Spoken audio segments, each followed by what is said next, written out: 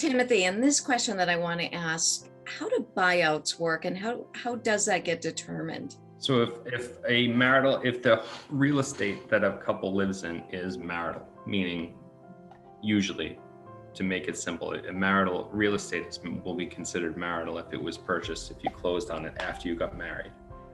Or even if you owned it before the marriage, but you then added your spouse after to the deed or the mortgage after you get married. So if real estate is marital, then it becomes a matter of you guys are splitting up and divorcing, obviously. So all of a sudden, can either of you afford this house without the income and support of the other one? And that means all of it. That means mortgage and the insurance and all the real estate taxes, all the utilities, all of the upkeep, replacing the furnace or roof if need be. Can you realistically afford all of that and still go on with your day-to-day expenses, groceries, gas, insurance, and all that fun stuff? And then if you can't afford it, can you convince a judge you can afford it? And then that's not even the last step.